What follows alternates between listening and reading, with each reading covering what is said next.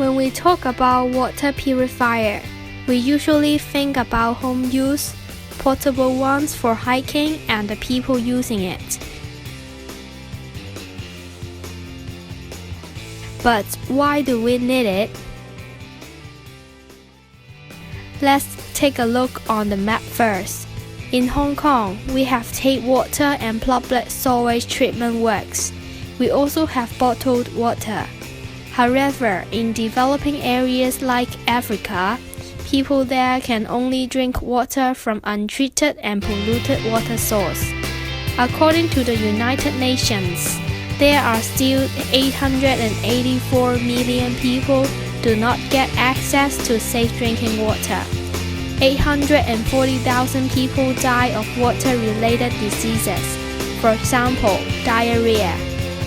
And heartbreakingly, a child dies every minute. Why could all these happen? They walk long distance to get water, which is dirty and unsafe. Even they have traveled a long distance, they only get unsafe water. So why is the water polluted? What could probably be the sources of polluted water? Yes, it's all about us. The major sources of water pollution are from human settlements and industrial and agricultural activities. Nearly 80% of sewage in developing countries is discharged without being treated directly into water bodies. Also, industry dumps an estimated 300 to 400 million tons of polluted waste in waters every year.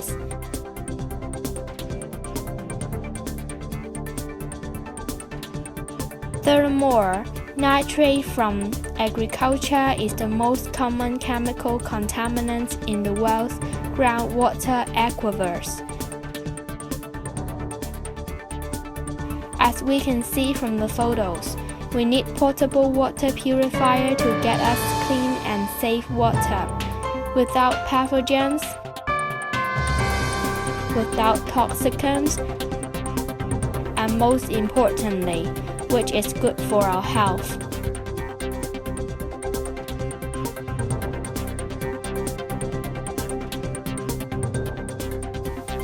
Generally, there are 5 types of water purification methods. The first method to be introduced is ions exchange.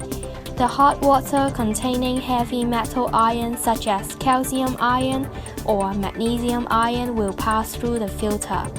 Using the property of ions exchange, the ion exchange resin with sodium attached exchange charges with the metal ions in the filter. Then the sodium ions are given out to form soft water, which is safe to drink. However, some of us do not like the taste of it. Okay, here comes the second water purification method, activated carbon adsorption. Activated carbon has a very big internal surface that is ideal for adsorption. And adsorption is the process that carbon is used for removing a soluble substance from the water, that the molecules will be attached in a physical way to the surface of carbon. The organic, nonpolar, halogenated substances, odor, taste, ease, etc. can all be adsorbed through this process. Unfortunately, metal ions are not likely to be filtered out. The third water purification method is depth filtration. To have a clear picture of the method, we'll start to look at depth filter at layers level. Instead of using the surface of medium-light mesh filters and strainers to undergo filtration, depth filters use a porous filtration medium to retain particles throughout the medium. This kind of filter is commonly used to filter sewage with high dirt load, as it can retain relatively a larger amount of matters before it becomes clogged. The next process to be introduced is ultrafiltration. It is a separation process using membranes with micron-sized pore, removing high molecular weight substances, but low molecular weight organics and ions such as sodium, calcium, magnesium chloride, and sulfates cannot be removed by the ultrafiltration membranes. Lastly, configuration is also a popular way used to purify water. The untreated water is first fed around the hollow tube with layers of flat sheet membranes outside. The product water is then produced. This configuration offers a large membrane packing surface area for filtration, and the carbon footprint of it is relatively small. Whatever, a coin always has two sides. There are always pros and cons to use these methods. It always needs a rather long period of time to remove pathogens or bacteria in the filtrate. Sometimes, the long time of filtration may provide a favorable environment for those microorganisms to have exponential growth. Normally, water filters are expensive, or to say, non-affordable to those living in developing countries. As mentioned before, carbon adsorption and ultrafiltration do nothing on the toxic heavy metal ions. They are all left in the filtrate after filtration. So, is there any advanced method to deal with the pathogen and heavy metal ions at the same time? Yeah, nanometal cluster media can probably solve our question. Nanometal clusters media not only can eliminate the pathogens, bacteria and microorganisms, but also can reduce the concentration of soluble toxic heavy metal ions in water. Approximately 1 gram of nanometal cluster can filter 100 to 500 liter water depending on the water quality. There are 4 models of nanometal cluster media. It is used to replace the activated carbon or KDF. Besides filtration methods, what is the current design for a portable water purifier? Is it really portable?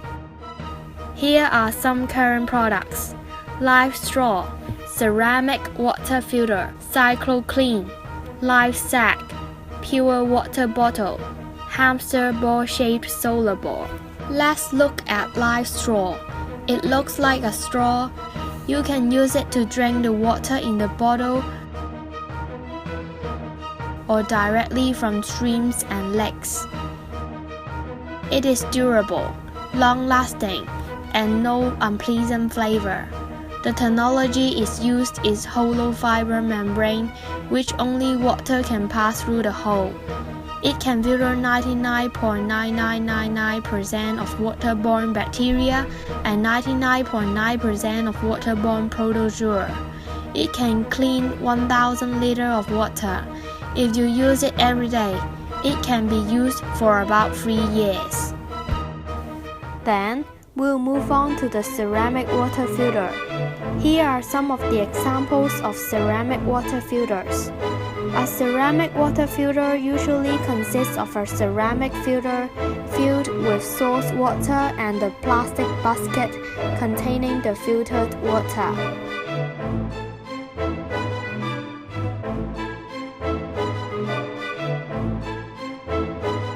We will see how CycloClean works now. CycloClean makes use of the kinetic energy generated by cycling to run the filtration system.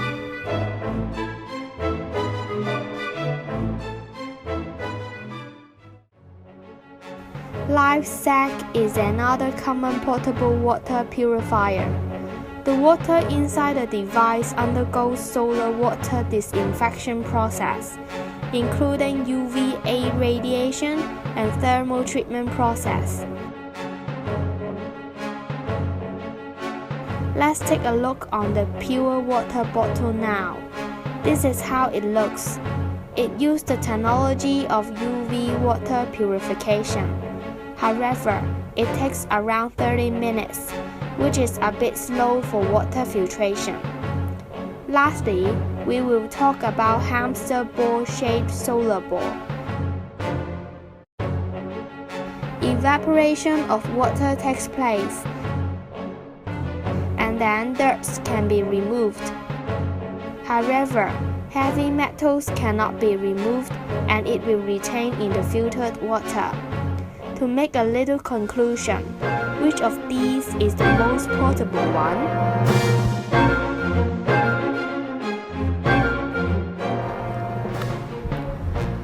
Live straw is the cheapest one. It only costs $6.65. Also, it is relatively durable because it filters a maximum of 1,000 liters of water. Its weight is just 57 grams and its length is 22.5 cm. These properties make it easy to transport. Simply sucking makes it easy to use.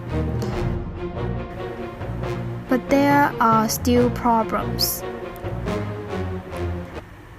Let's look at the picture. It shows some problems. First, you have to blend your body. Second, the distance between your mouth and the dirty water is short.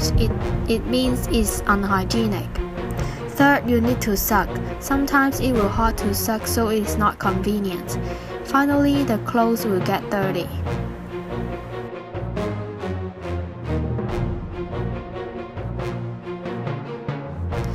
We need a new design which is born for a better purifier. Pump is a good way to solve the problem of sucking. No more sucking. The new water purifier can contain collection and storage. In order to deal with heavy metals and pathogens, we can integrate the technology of ion exchange and depth filtration. Also, we can use the pipes, then the user no need to blend.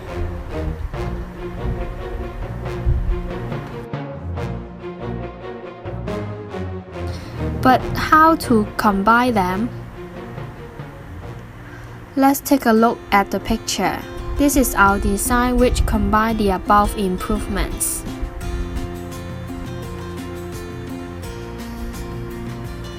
First, we decide to use a handle to pump the water. It makes the purifier more hygienic and convenient.